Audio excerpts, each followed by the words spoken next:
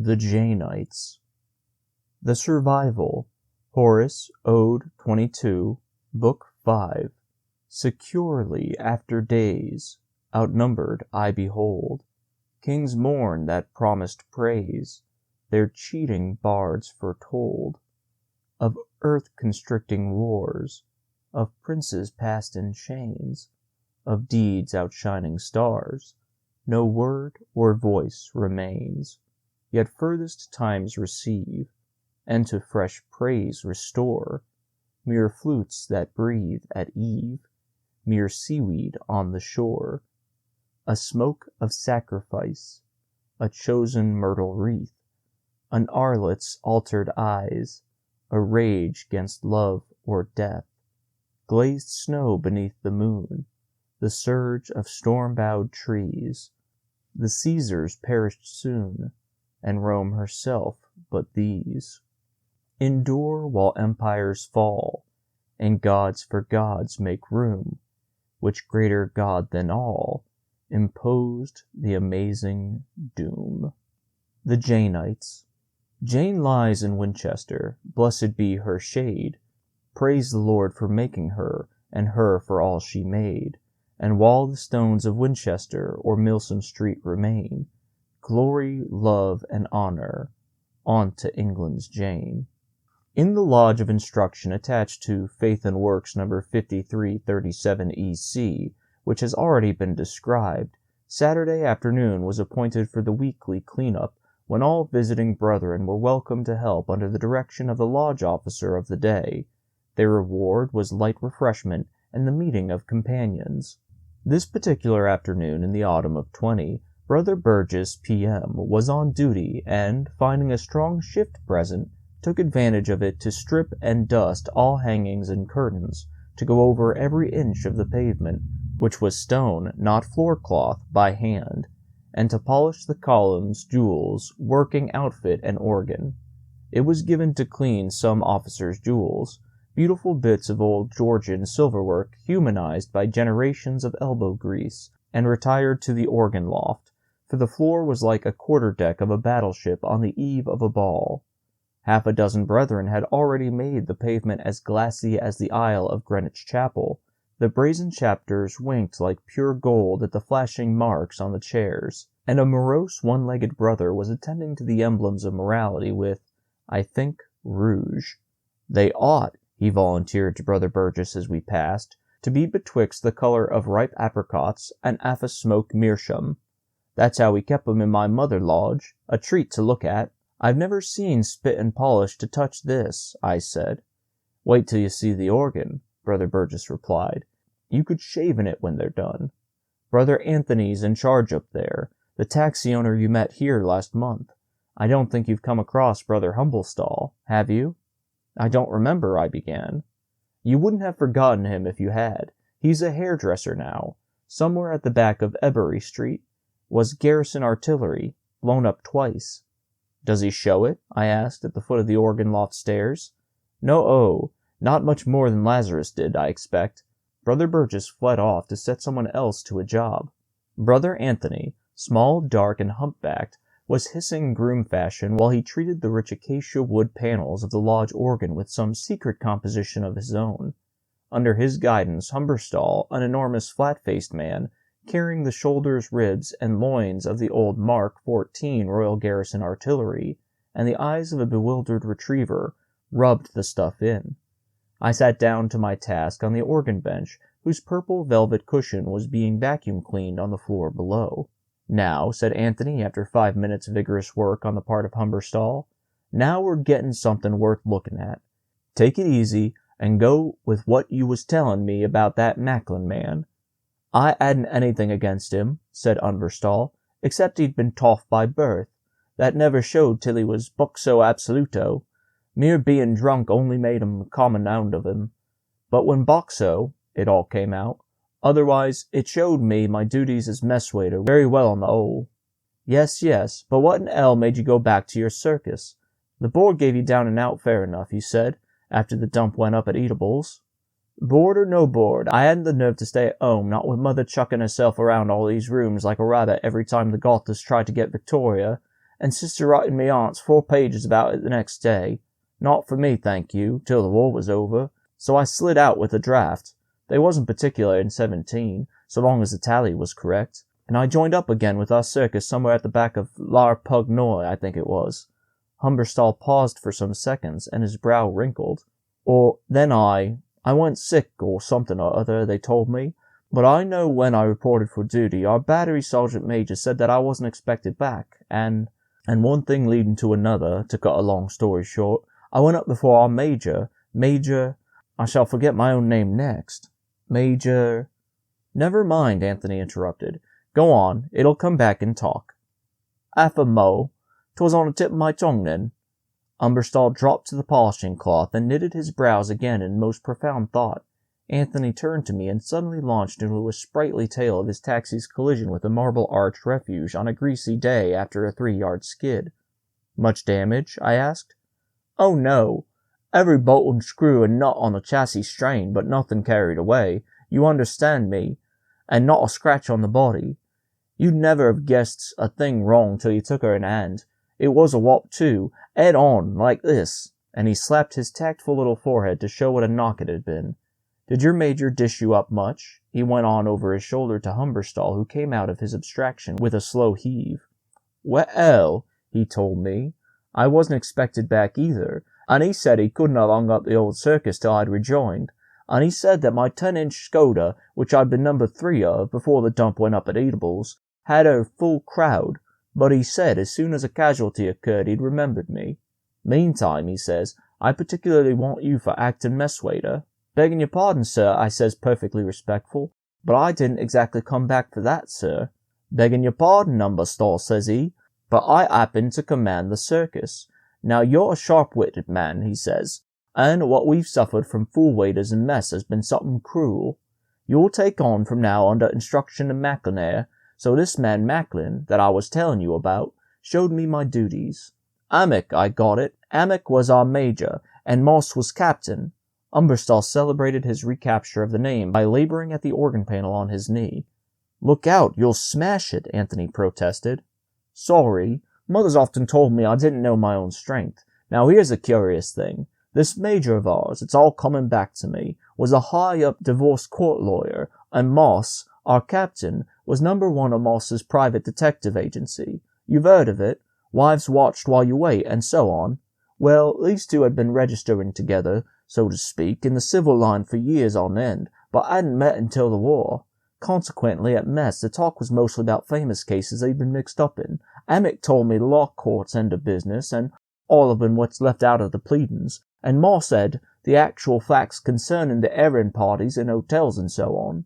I've heard better talking on mess than ever before or since. It comes out of the gunners being a scientific corps. That be damned, said Anthony.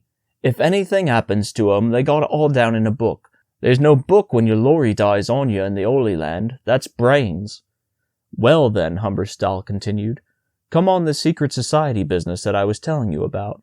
When those two, Amick and Moss, had finished about their matrimonial relations, and mind you, they weren't radishes, they seldom or ever repeated, they'd begin, as often as not, on the secret society woman I was telling you of, this Jane. She was the only woman I ever heard 'em say a good word for. According to them, Jane was a none-such. I didn't know that she was a society. Fact is, I only hung out half an ear in the direction at first, on account of being under instruction for mess duty to this Macklin man.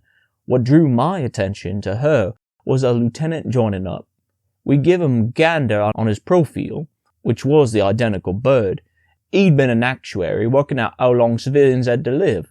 Neither Amick nor Moss wasted words on him at mess. They went on talking, and in due time, as usual, they got back to Jane. Gander cocks one of his big chilblainy ears and cracks his old cold finger joints. By God, Jane, says he. Yes, Jane, says Amick, pretty short on senior. Praise heaven, says Gander. It was bubbly, easy mouth, or for that matter, mealy mouthed. But no sooner had Gander passed that remark than they both shook hands with the young squirt across the table and called for the port back again. It was a password, all right. Then they went at it about Jane, all three, regardless of rank. That made me listen. Presently I heard Amick say, "Offer more," Anthony cut in. "But what was you doing in mess?" Me and Macklin was refixing the sandbag screens to the dugout passage in case of gas. We never knew when we caught it in the eavies, don't you see? But we knew we had been looked for some time, and it might come at any minute. But, as I was saying, Amick says what a pity 'twas Jane had died barren. I deny that, says Moss. I maintain she was a fruitful in the highest sense of the word, and Moss knew about such things too. I'm inclined to agree with Amick, says young Gander. Anyhow, she left no direct and lawful progeny. I remember every word they said on account of what happened subsequently. I hadn't noticed Macklin much, or I seen he was a Bosco Absoluto. Then he cut a-leaning over a packing case with a face on him like a dead mackerel in the dark. Pardon me, gents, Macklin says, but this is a matter on which I do happen to be moderately well informed. She did leave lawful issue in the shape of one son, and his name was Henry James. But what, sire? Prove it, says Gander, before his senior officers could get in a word. I will, says Macklin, surging on his 2 thumbs, and mark you, none of 'em spoke. I forget whom he said was the sire of this Henry James man, but he delivered him a lecture on this Jane woman for more than a quarter of an hour.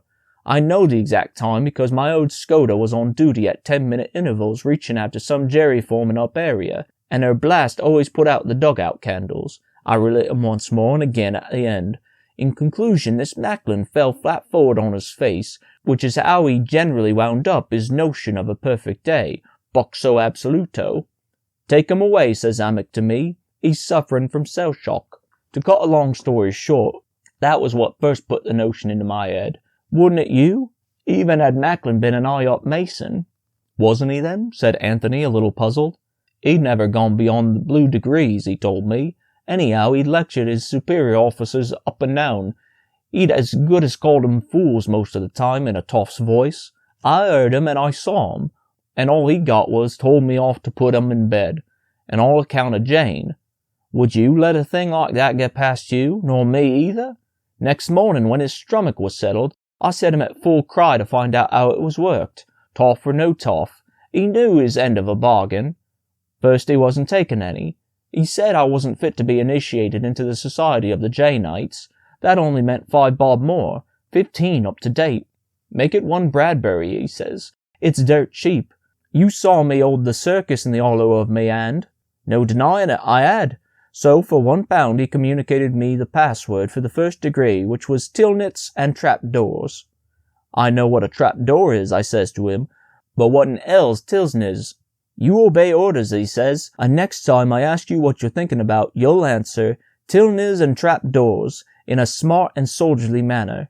I'll spring that question at me own time. All you've got to do is to be distinct. We settled all this while we was out skinning spuds for dinner at the back of the rear truck under the camouflage screens. God, that old glue paint did stink. Otherwise, 'twasn't bad, with the sun coming through our pantomime leaves, and the wind marcelling the grasses in the cutting. Well, one thing leading to another, nothing further happened in this direction till the afternoon. We'd had a high standard of living in mess, and in the group for that matter. I wasn't taking away Moses' lunch dinner. He would have never called it. And Mose was filling his cigarette case previous to the afternoon's duty. Macklin in the passage, coming as if he didn't know Moses was there, slings his question at me, and I give a countersign in a low but quite distinct voice, making it as if I hadn't seen Moss. Moss looked at me through and through, his cigarette case in hand, and then he jerks out half a dozen best Turkish on the table and exits. I pinched him and divvied with Macklin. You see how it works, says Macklin. Could you have invested a Bradbury to a better advantage? So far, no, I says. Otherwise, though, if they start proving and trying me, I'm a dead bird. There must be a lot more to this Janite game. Heaps and heaps, he says.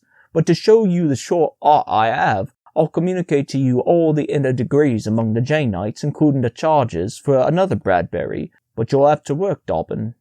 Pretty free with your Bradburys, wasn't you? Anthony grunted disapprovingly. What odds, actually? Gander told us we couldn't expect to average more than 6 weeks longer apiece anyhow. I never regretted it. But make no mistake, the preparation was something cruel. In the first place, I come under Macklin for direct instruction, R.E. Jane. Oh, Jane was real then? Anthony glanced for an instant at me as he put the question. I couldn't quite make that out. Real? Humberstall's voice rose almost to a tremble. Jane? Why, she was a little old maid who'd written about half a dozen books about 100 years ago. 'Twasn't as if there wasn't anything to 'em either. I know, I had to read 'em. They weren't adventurous, nor smutty, nor what you'd call even interesting. All about girls of 17. They begun young, them, I tell you. Not certainly whom they like to marry, and their dances and card parties and picnics, and their young blokes going off to London on horseback and haircuts and shaves. It took a full day in those days, if you went to a proper barber. They wore wigs, too, when they was chemists or clergymen. All that interested me on account of me profession in cutting the men's hair every fortnight. Macklin used to chip me about being an hairdresser. He could pass remarks, too. Humberstall recited with a relish a fragment of what must have been a superb combination service, ending with, "You lazy-minded, lousy-headed, long-trousered, perfumed perukia." "And you took it?" Anthony's quick eyes ran over the man. "Yes, I was after my money's worth, and Macklin, having put his hand to the plough, wasn't one to withdraw it. Otherwise, if I'd pushed him, he'd have slew him. Our battery sergeant nearly did, for Macklin had a wonderful way of passing remarks on a civil man's life, and he put about it that our BSM had run a dope on a dolly ship with a Chinese woman and the wrong end of South Rock Bridge. Nothing you could lay hold of course, but—" Humberstall let us draw our own conclusions. "That reminds me," said Anthony, smacking his lips. "I had a bit of a fracas with the fare in the Fulham Road last month. He called me a parasitic forwarder. I informed him I was owner-driver, and he could see for himself the cab was quite clean. That didn't suit him. He said I was crawling." "What happened?" I asked. "One of them blue-bellied bolshies of post-war police, neglecting point duty as usual, asked us to flirt a little quieter. My joker chucked some Arabic at him. That was when we signed the armistice. He'd be a yeoman, a perishing Gloucestershire yeoman. That I'd help gather in the orange crop with the Jaffa in the Holy Land. A perishing Gloucester yeoman that I helped gather in the orange crop at the Jaffa in the Holy Land." "And after that," I continued. "It'd be hard to say. I know he lived in Endon or Cricklewood. I drove him there. We must have talked about Zionism or something, because at 7 in the next morning he was hitting me up trying to get petrol out of a milk shop at St. Albans. They hadn't had any. In lots of ways this war has been a public nuisance, as one might say, but there's no denying it helps you slip through life easier. The dairyman's son had done some time on Jordan with camels, so he stood us rum and milk." "Just like having a password, eh?" was Humberstall's comment. "That's right. Ours was Imshi Kelb. Not so hard to remember as your Jane stuff." "Jane wasn't so hard. Not the way Macklin used to put her," Humberstall resumed. "I had only 6 books to remember. I learned the names by heart as Macklin placed them. There was one called Persuasion at first, and the rest in a bunch, except another about some abbey or other, last by 3 lengths. But as I was saying, what beat me was there was nothing to 'em or nor in 'em. Nothing at all, believe me." "You seem good and full of 'em anyhow," says Anthony. "I meant that her characters were no use. They was only just like people you run across any day. Any of 'em was a curate, the Reverend Collins, always on the make and looking to marry money. Well, when I was a Boy Scout, him or his twin brother was our troop leader, and there was an upstanding odd-mouthed duchess or baronet's wife that didn't give a curse for anyone who wouldn't do what she told him to. The Lady Catherine, I'll get it in a minute, de Bug. Before Ma was brought out to the hairdressing business in London, I used to know of an wholesale grocer's wife near Leicester. I'm Leicestershire myself. That might have been a duplicate. Oh, and oh yes, there was a Miss Bates, just an old maid running about like a hen with her head cut off, and her tongue loose at both ends. I got an aunt like her, good as gold, but you know." "Lord, yes," said Anthony with the feeling. "And did you find out what Tilnitz meant? I'm always hunting after the meaning of things myself." "Yes, he was a swine of a major general, retired and on the make. They're all on the make in a quiet way in Jane. He was so much of a gentleman by his own estimation that he was always behaving like a hound. You know the sort, turning a girl out of his own house because she hadn't any money, after, mark you, encouraging her to set her cap on his son because he thought she had." "But that happens all the time," said Anthony. "Why, me own mother." "That's right, so would mine, but this Tilney was a man, and somehow Jane put it down, all so naked it made you ashamed. I told Macklin that, and he said I was shaping to be a good Janite. 'Twasn't his fault, it wasn't. 'Nother thing, too, having been at the Bath Mineral Washers Hospital in 16 with trench feet, was a great advantage to me, because I knew the names of the streets where Jane had lived. There was one of 'em, Laura, I think, or some other girl's name, which Macklin said was holy ground. If you'd been initiated then, he says, you'd have felt your flat feet tingle every time you walked over those sacred paving stones. My feet tingled right enough, I said, but not on account of Jane. Nothing remarkable about that, I says. Heaven lend me patience, he says, combing his hair with his little hands. Every damn thing about Jane is remarkable up to Puka Janite. It was there, he says, that Miss What's-her-name, he had the name, I've forgotten it, made up her engagement again, after 9 years with Captain T'other bloke, and he dished me out a page and a half of one of those books to learn it by heart. Persuasion, I think it was. You quick at getting things off by heart? Anthony demanded. Not as a rule. I was then, though, or else Macklin knew how to deliver the charges properly. He said he'd been some sort of schoolmaster once, and he'd make my mind to resume work or break himself. That was just before the battery sergeant major had it in for him on account of what he'd been saying about a Chinese wife at the dolly shop. What did Macklin really say? Anthony and I asked together. Humberstall gave us a fragment. It was hardly the stuff to let loose on a pious post-war world without revision. And what had your BSM been in civil life? I asked at the end. Ed embalmer at an wholesale undertaker in the Midlands, said Humberstall, but of course when he thought he saw his chance he naturally took it. He came one morning licking his lips. You don't get past me this time, he says to Macklin. You're for it, Professor. Oh, how so, me gallant major, says Macklin. And for what? For writing obese words on the breech of the 10-inch, says the BSM. She was our Skoda that I've been telling you about. We called her Bloody Eliza. She had a badly wore obturator and blew through a fair treat. I knew by Macklin's face the BSM had dropped it somewhere, but all he vouchsafed was, Very good, Major. We will consider it in common room. The BSM couldn't ever stand Macklin's tough way of putting things, so he got off rumbling like hell's bells in a hurricane, as the Marines say. Macklin put it at me at once, what I'd been doing. Somehow he read me like a book. Well, all I'd done, and I told him he was responsible for it, was to chalk the guns. Amick never minded what the men wrote up on 'em. He says it gave 'em an interest in their job. You'd see all sorts of remarks chalked on the side plates of the gears casings. What sort of remarks? Said Anthony keenly. Oh, bloody Eliza or Spittin' Jim. That was our old Mark 5 9.2 felt that morning and such things. But it had come over me, more to please Macklin than anything else, that it was time we Janeites had a look in. So as I was telling you, I'd taken a rechristened all three of 'em on my own early that morning. Spittin' Jim had chalked the Reverend Collins, that curate I was telling you about, and I cut down Navy 12, General Tilney, because it was worse wore up in the groove than anything I'd ever seen. The Skoda, and that was where I dropped it, I had chalked up to the Lady Catherine de Bug. I made a clean breast of it all to Macklin. He reached up and patted me on the shoulder. You've done nobly, he says. You're bringing forth abundant fruit, like a good Janeite. But I'm afraid your spelling has misled our worthy BSM. That's what it is, he says, slapping its little leg. How might you have spelt the Berg, for example? I told him 'twasn't right, and he nips off to the Skoda to make it so. When he comes back, he says the Ganna had been off before him and corrected the error. But we too came up before the maid, just the same, that afternoon after lunch. Amick in the chair, so to speak, Moss in another, and the BSM charging Macklin with written obese words on His Majesty's property on active service.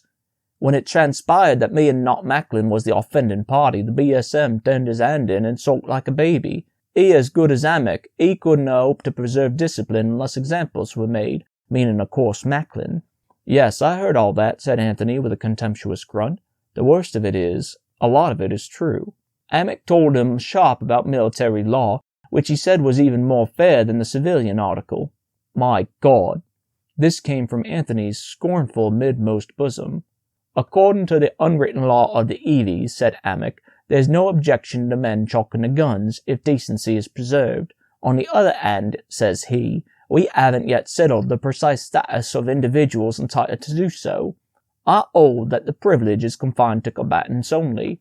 With the permission of the court, says Moss, who was another born lawyer, I'd like to be allowed to join issue on that point. Prisoner's position is very delicate and doubtful he has no legal representative. Very good, says Amick, Macklin being acquitted.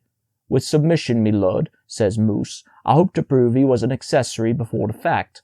As you please, says Amick, but in that case, who the hell's going to get the point I'm trying to stand to court? I submit, says Moose.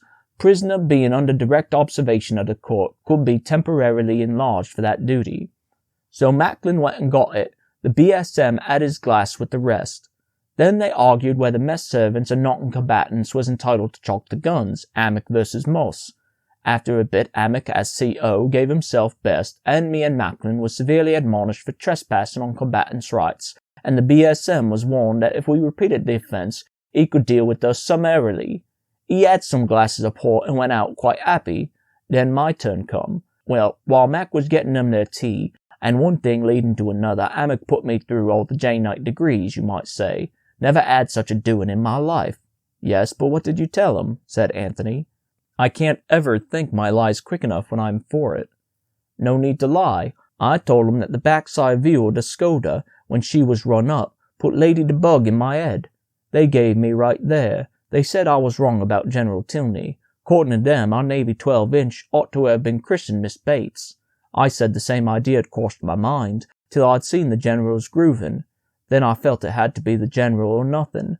But they gave me full marks for the Reverend Collins, on 9.2. And you fed 'em that sort of talk? Anthony's fox-colored eyebrows climbed almost to his hair. While I was assisting Mac to get tea, yes. Seeing as it was an examination, I wanted to do 'em credit as a Janite. And what did he say? They said it was highly creditable to us both. I don't drink, so they gave me about 100 fags. God, what a circus you must have been, was Anthony's gasping comment. Was a happy little group. I wouldn't have changed with any other. Humberstall sighed heavily as he helped Anthony slide back the organ panel. We all admired it in silence while Anthony repocketed his secret polishing mixture, which lived in a tin tobacco box. I had neglected my work for listening to Humberstall. Anthony reached out quietly and took over a secretary's jewel and a rag. Humberstall studied his reflection in the glossy wood. Almost, he said critically, holding his head to one side. Not with an army. You could with a safety, though, said Anthony. And indeed, as Brother Burgess had foretold, one might have shaved in it with comfort. Did you ever run across any of 'em afterwards any time? Anthony asked presently. Not so many of 'em left to run after now. With the heavies, it's mostly neck or nothing. We copped it. In the neck in due time. Well, you come out of it all right. Anthony spoke both stoutly and soothingly. But Humberstall would not be comforted. That's right, but I almost wish I hadn't, he sighed.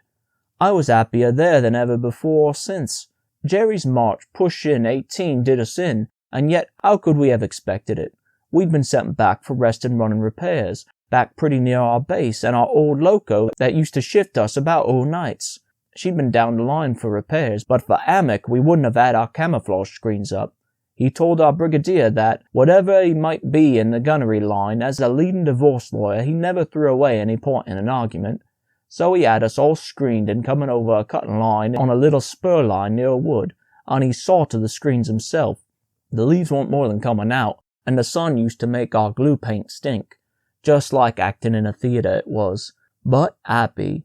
I expect that if we'd been caterpillars, like the big 6-inch owls, they'd have remembered us. But he was the old Labasse, 15, marker heavies, that ran on rails. Not much more good than scrap iron that late in the war. And believe me, gents or brethren, as I should say, we copped it cruel. Look here. It was in the afternoon, and I was watching Gander instructing a class in new sights at Lady Catherine. All of a sudden I heard her screams rip overhead, and a runner on a motorbike come sailing through the air, like that bloke that used to bicycle off Brighton Pier, and landed one awful whop almost atop of the class. Old Odd, says Gander, that's no way to report. What's the fuss? Your screens have broke my back for one thing, says the bloke on the ground, and for another, the whole front's gone. Nonsense, says Gander. He hadn't more than passed the remark when the man was violently struck and conked out. He had plenty papers on him from brigadiers and COs reporting himself cut off and asking for orders.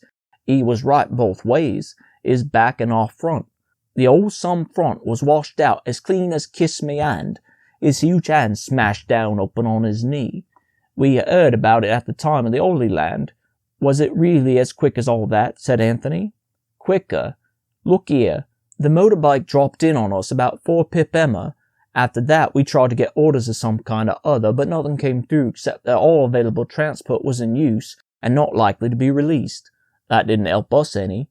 About 9 o'clock comes along, and young Brass out in brown gloves. He was quite a surprise to him. He said they were evacuating the area and we'd better shift. Where to? Says Amick, rather short. Oh, somewhere Amiens way, he says. Not that I guarantee Amiens for any length of time, but Amiens might do to begin with. I'm giving you the very words. Then he goes off swinging his brown gloves, and Amick sends for Gander and orders him to march the men through Amiens to Deep. Book thence to New Haven, take up positions behind Seaford and carry on the war. Gander said he'd see 'em damned first. Amick says he'd see them court-martialed after. Gander says what he meant to say was that the men would see 'em all sundry damned before they went to Amiens with their gun sights wrapped up in their putties. Amick says he hadn't said a word about putties, and carrying off the gun sights was purely optional. Well, anyhow, says Gander, putties or drawers, they ain't going to shift a step unless you lead the procession. Mutinous hound, says Amick, but we live in a democratic age. You suppose they'd object to kindly digging themselves in a bit? Not at all, says Gander. The BSM's kept him at it like terriers for the last 3 hours. That's being so, says Amick. Macklin will now fetch us small glasses of port. Then Moss comes in. He could smell port a mile off, and he submits that we only add to the congestion in Amiens if we took our crowd there. Whereas if we lay doggo where we was, Jerry might miss us, though he didn't seem to be missing much that evening.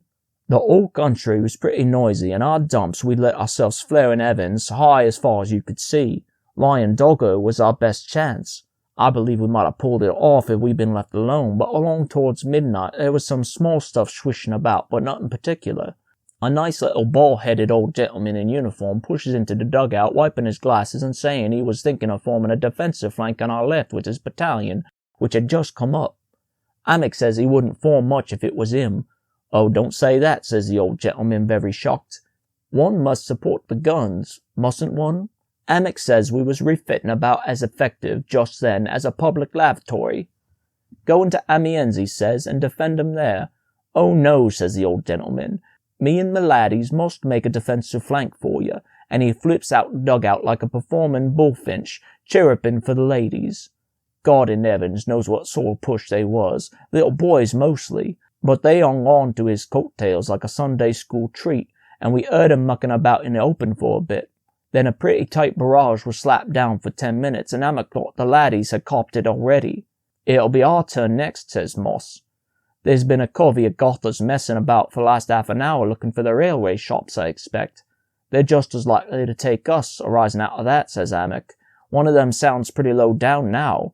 We're for it, me learned colleagues. Jesus, says Gander, I believe you're right, sir. And that was the last word I heard on the matter.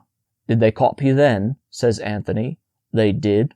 I expect Moss was right, and they took us for the railway shops. When I come to, I was lying outside the cutting, which was pretty well filled up. The Reverend Collins was all right, but Lady Catherine and the General was past praying for. I lay there, taking it in. I felt cold, and I looked at myself. Otherwise, I hadn't much on except me boots. So I got up and walked about to keep warm. Then I saw something like a mushroom in the moonlight. It was the nice old gentleman's bald head.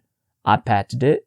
Him and his laddies had copped it right enough. Some battalion run out in a hurry from England, I suppose. They hadn't even begun to dig in, poor little perishers. I dressed myself off him there, and topped off with a British swarm. Then I went back to cutting, and someone says to me, Dig, you old ox, dig. Gander's under. So I helped him shift things till I threw up blood and bile mixed. Then I dropped, and they brought Gander out dead and laid him next to me. Amick had gone too, fair torn in half, the BSM said.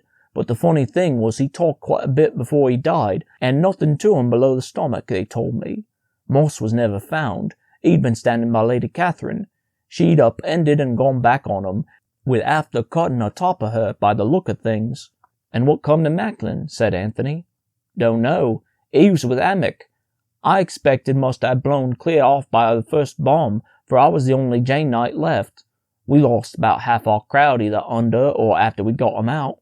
The BSM went off his rocker when morning came, and he ran out from another saying, "That was a good push. That was a great crowd. Did you ever know any push to touch 'em?" And then he'd cry. So what was left of us made off for ourselves, and I came across a lorry pretty full, but they took me in. "Ah," said Anthony with pride.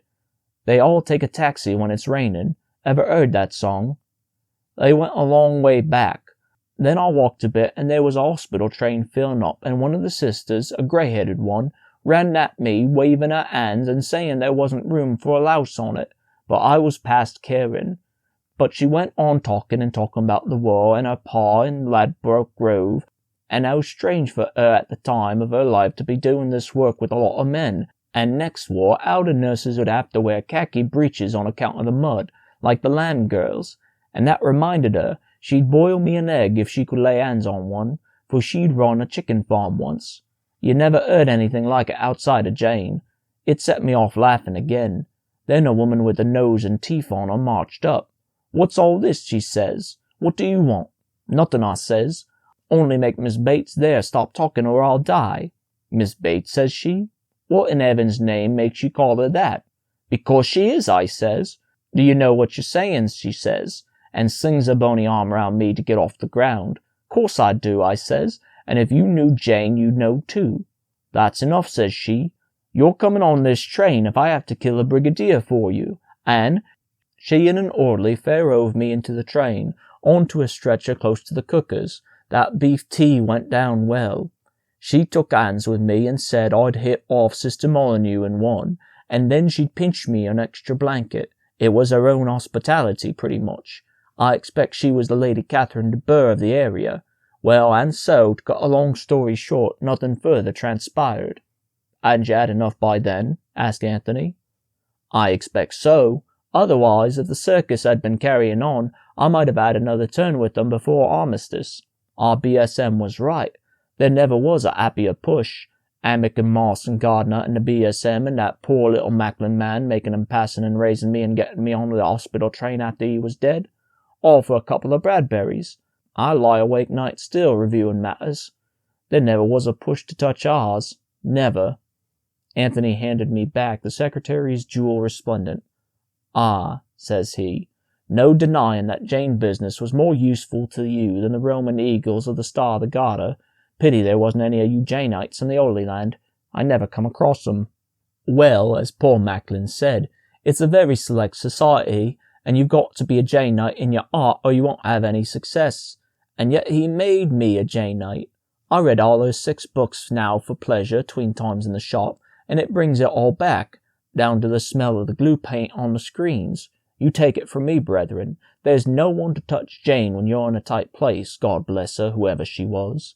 Worship Brother Burgess, from the floor of the lodge, called us all from labor to refreshment. Humberstall hove himself up, so very a cart-horse of a man one almost expected to hear the harness creak on his back, and descended the steps. He said he could not stay for tea because he had promised his mother to come home for it, and she would most probably be waiting for him now at the lodge door. One or other of 'em always comes for him. He's apt to miss his gears sometimes, Anthony explained to me as we followed. "Goes on a bust, do you mean? 'Im? He's no more touched liquor than he has women since he was born. No, he's liable to sort of quiet fits, like. They came on after the dump blew up at Eatables. But for them, he'd have been Battery Sergeant Major." "Oh," I said. "I couldn't make out why he took on as mess waiter when he got back to his guns. That explains things a bit." "His sister told me the dump going up knocked all his gunnery instruction clean out of him. The only thing he stuck to was to get back to his old crowd. God knows how he worked it, but he did. He fair deserted out of England to 'em, she says, and when they saw the state he was in, they hadn't the heart to send him back or into hospital. They kept him for a mascot, as you might say. That's all dead true. His sister told me so, but I can't guarantee that Janeite business, except he never told a lie since he was 6. His sister told me so. What do you think?" "He isn't likely to have made it up out of his own head," I replied. "But people don't get so crazy fond of books as all that, do they?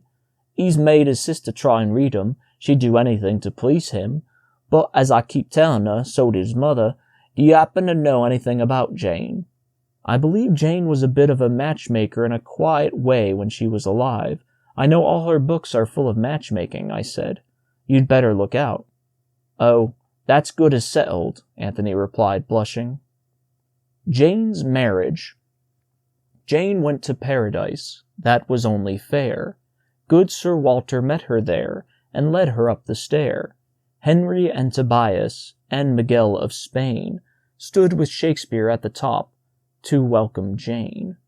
Then the three archangels offered out of hand anything in heaven's gift that she might command. Azrael's eyes upon her, Raphael's wings above, Michael's sword against her heart. Jane said, "Love." Instantly the understanding Sephirim laid their fingers on their lips and went to look for him, stole across the zodiac, harnessed Charles Wayne, and whispered round the nebulae, "Who loved Jane?" In a private limbo, where none had thought to look, sat a Hampshire gentleman reading of a book. It was called Persuasion, and it told the plain story of the love between him and Jane. He heard the question circle heaven through, closed the book and answered, "I did and do." Quietly but speedily, as Captain Wentworth moved, entered into paradise the man that Jane loved.